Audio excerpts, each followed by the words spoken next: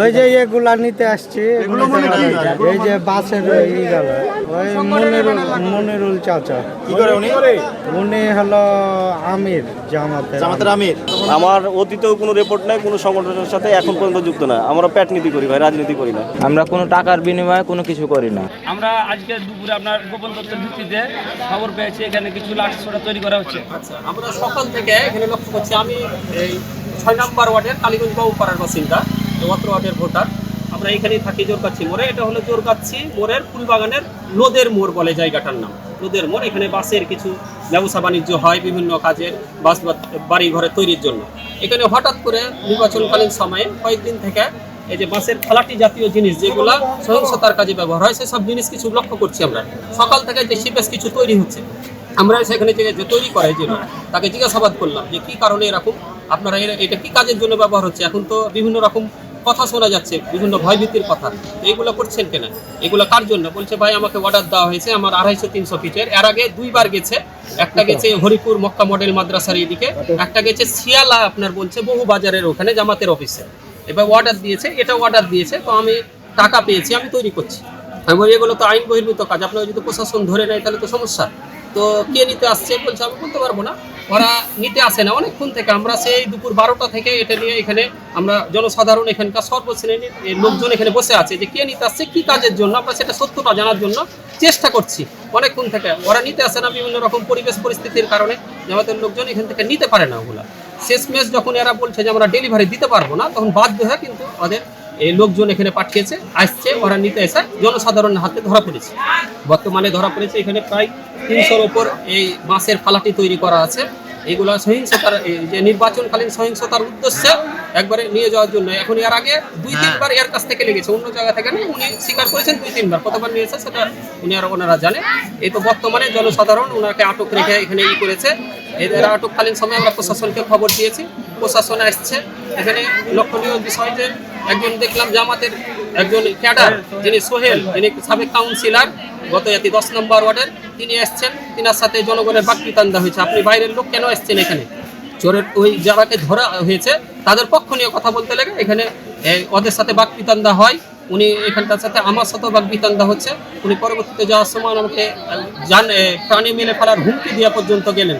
এখন আমি নিজেকে অসহায় বোধ মনে করছি। আমি প্রশাসনের কাছে দৃষ্টি আকর্ষণ করছি যেন আমাদের এই 6 নম্বর ওয়ার্ডে আগামীকাল ভোট হবে, সহিংসতা মুক্ত উৎসবমুখর পরিবেশে সকলের অংশগ্রহণে হয়। এটার জন্য প্রশাসনের সর্বোচ্চ আমি রিটার্নিং কর্মকর্তা জেলা প্রশাসক মহোদয় যেনারা দায়িত্বে আছে সকলের কাছে করজোরে নিবেদন করছি, আমাদের এটা সর্বদলীয় ওয়ার্ড, এখানে যেন সহিংসতা মুক্ত এবং উৎসবমুখর পরিবেশ হয়, সে ধরনের সর্বোচ্চ কঠোরতার ভিত্তিতে এখানে যেন ব্যবস্থা গ্রহণ করা হয়। আমি বর্তমানে আমার জীবন নিয়ে হুমকির মুখে আছি।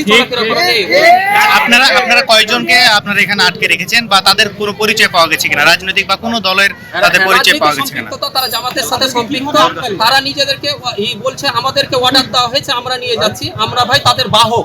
এভাবে তারা কৌশলগতভাবে এড়িয়ে যাওয়ার চেষ্টা করছে। এগুলো ওরা নাকি বাইরের দিকে আপনার এই হুজরাপুরের ওই লাইনে নিয়ে যাওয়ার জন্য এসেছিল। আমরা আজকে দুপুরে আপনার গোপন তথ্যের ভিত্তিতে খবর পেয়েছি এখানে কিছু লাঠি সোটা তৈরি করা হচ্ছে। ঠিক এই সময় কালকে তথ্য আছে, যার কারণে আমরা তাৎক্ষণিকভাবে চলেছি। কালকে শিয়ালাতে জামাতের ক্যাম্পে 400 পিস মতো লাঠি নিয়ে রাখা হয়েছে। যারা রেখেছে তারাই আমাদের বলছে, ওরা জানতো না, তারাকে বলছে আমাদের দলীয় কার্যক্রম আছে লাগবে, যার প্রেক্ষিতে ওরা রেখে এসে বলছে যে এই ঘটনা ওরা সম্বন্ধে ঝামেলা করবে। এই প্রেক্ষিতে আমরা আজকে তথ্য পেয়েছি এখানে দুপুরে লাঠি সোটা কিছু তৈরি করছে। এটা যাবে আপনার সম্ভবত এই পাজরাপাড়ার সাইডে। আমরা খায় না খায় সকলেই এলাকাবাসী সকলেই যোগ গিয়েছিলাম, তারা আসবে, কখন আসবে এবং আসুক, আমরা তাদের ধরবো।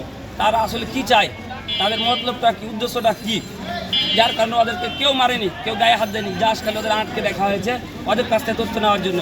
পুলিশ প্রশাসনকে জনগণই ফোন করেছে এবং এসে ঘটনাটা দেখেছে কী অবস্থা। লাঠি সোটা কী কারণে তৈরি করেছে, এখন নির্বাচনী তফসিল অনুযায়ী প্রচারণা, ফেস্টুন, লাঠি সোটা সবই বন্ধ থাকবে। তাহলে আসলে ওদের উদ্দেশ্যটা কী, ওরা কী বলতে চায়? আপনারা ভালোভাবে তথ্য নেবেন, খোঁজ নেবেন এবং তাদের বিরুদ্ধে ব্যবস্থা নেবেন। আমরা চাই আগামীকাল 12 তারিখ নির্বাচন, এই নির্বাচনে যেন কারো বাপ মার বুক খালি না হয়। আমরা শান্তিপ্রিয় চাঁপাইনবাবগঞ্জবাসী, আমরা নির্বাচনকে অনেক ভালোবাসি। নির্বাচন আসলে আমাদের উৎসব মুখর থাকে চাঁপাইনবাবগঞ্জে। অন্য জায়গায় আমি তাকে বলতে পারবো না। এই নির্বাচনকে উদ্দেশ্য করে যেতে এই কর্মকাণ্ডগুলো করছে, কার বাপ মার বুক খালি করতো তারা।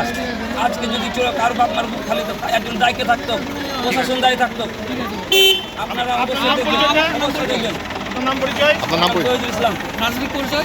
জি, রাজনৈতিক পরিচয় আছে? না, আমার রাজনৈতিক পরিচয় না, এলাকাবাসী আমরা। এলাকাবাসী। কি আমি বললাম তো, আমার বিশ্ব রোডের দোকান আছে। জোরে করে বলেন ভাই, একটু জোরে বলেন। কি নাম আপনার, কি পরিচয়, কি কেন এসেছেন? আমার নাম আলামিন। ওই যে এগুলা নিতে আসছি, এগুলো মানে কি? এই যে বাসের ই গেল। ব্যবহার করছেন আপনি এগুলো? আমাদেরকে যেটা বলা হলো, এত বড় বড় ফেস্টুন গালা লাগাইবে আর পতাকা লাগাইবে, তার জন্য। ওই মনিরুল চাচা। কি করে উনি? উনি হলো আমির, জামাতের আমির। জি। ওনার বাড়ি বলতে পারবো না, আমরাকে হলো উদয়নগরের ওখান থেকে বলেছে যে হলো জয়লিয়াস হবে। মুনিরুল চাচার বাড়ি কোন কোথায় বলতে পারছি না, ওখান থেকে ওখানে পরিচয়। কত টাকা কন্ট্যাক্ট করেছেন এই কাজটা করে দেওয়ার জন্য? কোনো কন্ট্যাক্ট আমাদের কোনো কন্ট্যাক্ট নেই। এমনি করছেন? এর আগে কত পিস বানিয়ে নিয়ে গেছেন? এক পিসও বানিয়ে নিয়ে যায়নি। ওনারা তো বলছে যে এর আগে নিয়ে গেছে। ওনারা মিথ্যা কথা বলছে, মিথ্যা বলছে, ফাঁসানোর ওনারা জন্য। মিথ্যা কথা বলছে।